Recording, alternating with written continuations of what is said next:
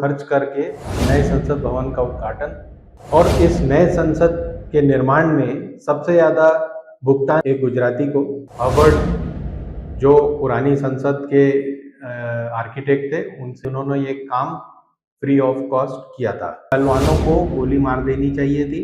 एक पूर्व IPS officer ने अति नग्नता दिखाते हुए एक बहुत ही घटिया बयान प्रेषित कर दिया है। कांग्रेस की मीटिंग की गहलोत और पायलट को किसी तरह मनाया गया। कमलनाथ जी ऐसे चुप है शिवराज के मामले में जैसे कि उनके खानदान के किसी आदमी को कोई कुछ कह रहा है या उस पर कोई इल्जाम लगा रहा है।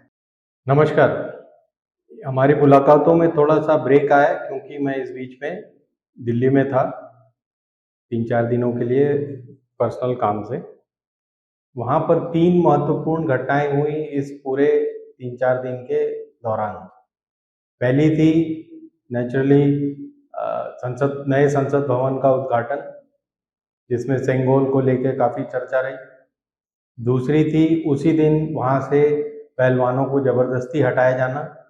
और तीसरी जो घटना थी वो कांग्रेस के अंदरूनी मीटिंग्स को और उनकी अंदरूनी चर्चाओं को लेकर थी।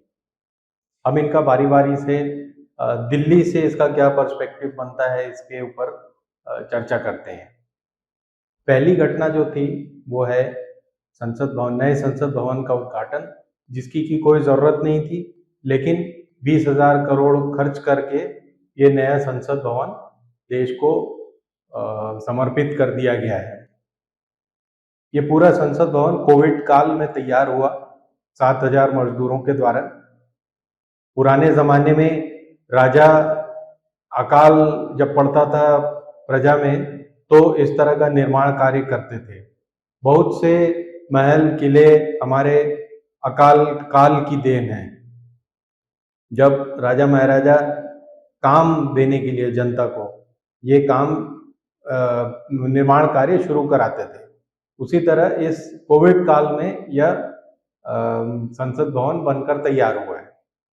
आप कहेंगे कि इसकी ज़रूरत क्यों नहीं थी? ज़रूरत इसलिए नहीं थी कि ऑलरेडी पुरानी लोकसभा में, जिसके अभी सिर्फ 100 बरस भी नहीं हुए हैं, क्योंकि नॉर्मली इस तरह की बिल्डिंग कम से कम 200-400 साल चलती हैं, तो उस पर फिर से कार्य किया जा सकता था। बड़े बड़े आर्किटेक्ट्स का कहना है कि इसमें और जगह बनाई जा सकती थी और भी इसमें नए ज़रूरत के हिसाब से, आज के ज़माने की ज़रूरत के हिसाब से नए कमरे और नए हॉल और नए आयाम जोड़े जा सकते थे, जैसा कि ब्रिटेन की संसद में हुआ है। वेस्टमिंस्टर जो संसद है वहाँ की, वो कम से कम 200 साल पुरानी है और उसमें वक्त की ज़रूरत के हिसाब से इम्प्रूवमेंट किए जाते हैं। इसी तरह का काम यूरोप की करीब हर संसद में है। और अमेरिका में जो अभी संसद है, जहाँ पे कि सेनेटर्स और ये कांग्रेसमैन बैठते हैं, वहाँ पर पिछले 200 साल में कई बार उसी संसद के अंदर निर्माण कार्य किया गया है और आज वो बाहर से तो वैसी ही दिखती है, अंदर वक्त ज़रूरत और टेक्नोलॉजी के अनुसार वहाँ पर बहुत सारे चेंज किए गए हैं। तो मेरा अपना मत है कि इस 20,000 करोड़ या 9,000 करोड़ जो सिर्फ संसद पे खर्च हुए हैं, उसकी कोई खास ज़रूरत नहीं थी। लेकिन क्योंकि श्री मोदी जी को अपने कार्यकाल का एक जीता जागता नमूना, एक इम्पैक्ट हिस्ट्री पर छोड़ना है, इसलिए हो सकता है कि उन्होंने ऐसा सोचकर ये नए संसद का निर्माण किया है। और इस नए संसद के निर्माण में सबसे ज़्यादा भुगतान किसको किया गया होगा? आपने सही सोचा, एक गुजराती को, जिनका नाम है विमल पटेल। उन्हें करीब 270 करोड़ रुपए का भुगतान किया गया, क्योंकि वो इस संसद के आर्किटेक्ट थे। उन्होंने अहमदाबाद में इससे पहले बहुत सारे कार्य किए हैं, सारे नरेंद्र मोदी गवर्नमेंट के दौरान किए हैं। और शायद 3 साल में 7,000 मजदूरों को भी 270 करोड़ का भुगतान नहीं हुआ होगा, कुल मिलाकर जितना कि श्री पटेल को हुआ है। और अगर हमें इतनी शानदार संसद बनानी थी तो हमें हर्बर्ट जो पुरानी संसद के आर्किटेक्ट थे, उनसे एक सीख लेनी चाहिए थी, जिन्होंने ये काम फ्री ऑफ कॉस्ट किया था। और इधर दिल्ली में बहुत चर्चा थी कि अरविंद केजरीवाल के सीएम हाउस में कितने के कालीन बिछाए गए। ये वीडियो देखें। 6 कालीनें बिछाई गई, जिसकी कीमत तकरीबन कितनी है सोचिए। कालीन, कारपेट कितने? 1 लाख? नहीं, 2 लाख? बिल्कुल नहीं। 4 लाख? ना, 20 लाख रुपए के 5 कालीन आए हैं। ये रिपोर्ट। वहां तो जितने भी करोड़ के या जितने भी लाखों के कालीन बिछाए गए, संसद में आज करीब 200 करोड़ के कालीन बिछाए गए हैं, जो कि हरदोई और आसपास के इलाकों के कारीगरों और बुनकरों को कम से कम एक सहायता प्रदान करेगा। हमें इस तरीके से इस चीज को देखना चाहिए। हालांकि हम जो केजरीवाल के यहाँ जो कालीन बिछाए गए हैं उसको इस तरह से नहीं देखेंगे। ऑपोजिशन इस संसद के शुभारंभ से दूर रहा, जैसा कि सबको विदित है।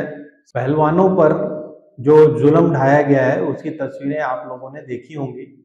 उसके बाद दिल्ली पुलिस लगातार बयान दे रही है कि उन्हें 38 दिन का समय दिया गया, वो कभी यहाँ रहते थे कभी नहीं रहते थे, इसलिए उनका हटाया जाना बहुत जरूरी था। एक पूर्व आईपीएस ऑफिसर ने अति नग्नता दिखाते हुए एक बहुत ही घटिया बयान प्रेषित कर दिया है। वो केरल के थे श्री श्रीवास्तव जी, जिन्हें ये बयान देकर पता नहीं कितनी खुशी मिली होगी।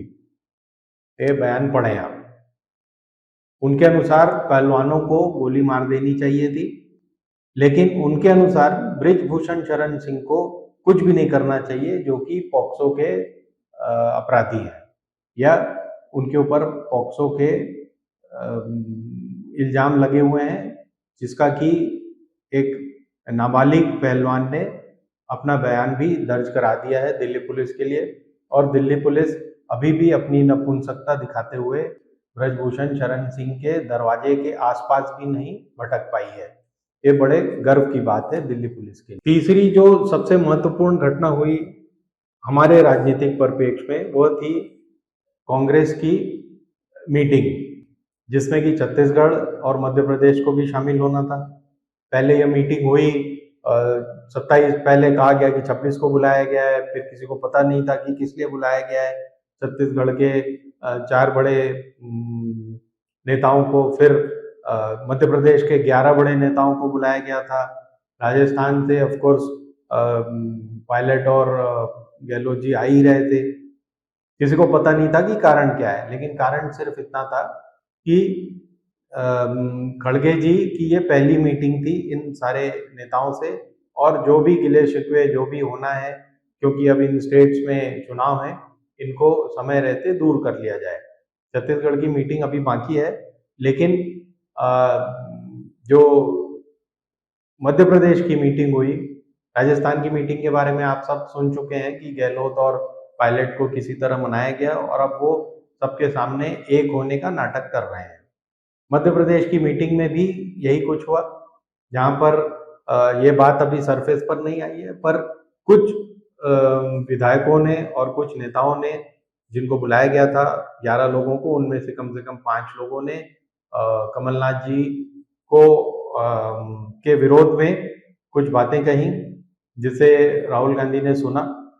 उन्होंने क्या रिएक्शन दिया इसके बारे में अभी शंका है, लेकिन कमलनाथ जी को बताया गया है कि आप शिवराज पर पर्सनली और शिवराज सरकार पर अपने हमले बढ़ाएं। अभी तक कमलनाथ जी ऐसे चुप है शिवराज के मामले में, जैसे कि उनके खानदान के किसी आदमी को कोई कुछ कह रहा है या उस पर कोई इल्जाम लगा रहा है। किसी भी व्यापम का मामला हो या अभी डैम का मामला हो, किसी भी विषय पर माननीय कमलनाथ जी शिवराज जी को घेरने की कोशिश नहीं कर रहे हैं। इस बात को लेकर बहुत से कांग्रेस के नेताओं ने नाराजगी दिखाई थी। इसके बारे में श्री खड़गे और श्री राहुल गांधी ने उन्हें कुछ समझाइश दी है, ऐसा लगता है। तो ये 3 महत्वपूर्ण घटनाएं हुई इस हफ्ते। मैंने आपको अपडेट किया है। आशा है कि आप NMTV इसी तरह देखते रहेंगे। धन्यवाद। हिंदुस्तान जिंदाबाद।